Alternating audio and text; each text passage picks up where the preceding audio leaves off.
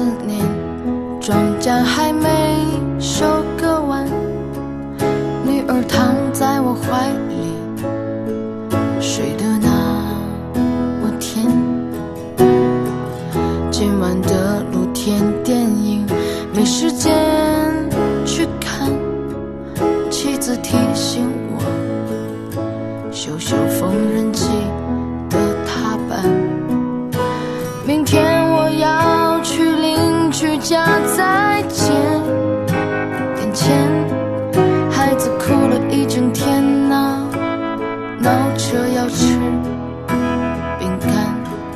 蓝色的迪卡上衣通往心里钻，蹲在池塘边上给了自己2拳。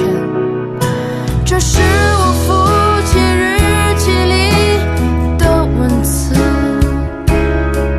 这是他的青春留下来的散文诗。几十年后我看着泪流不止，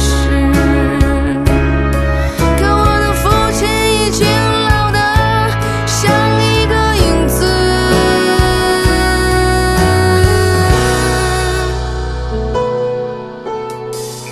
1994年，庄稼早已收割完，我的老母亲去年离开了人间。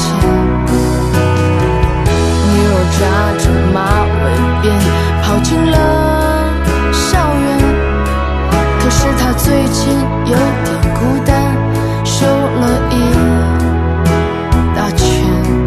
想一想未来我老成了一堆旧纸钱，那时的女儿一定会美得很惊艳。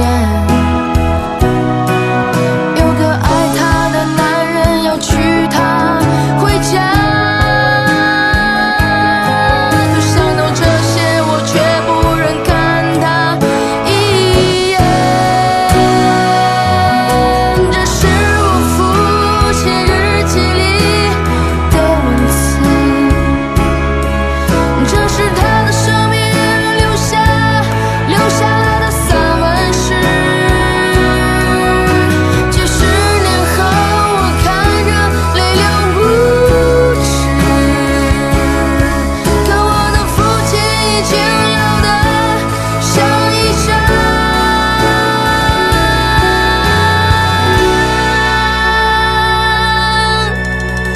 旧报纸，那上面的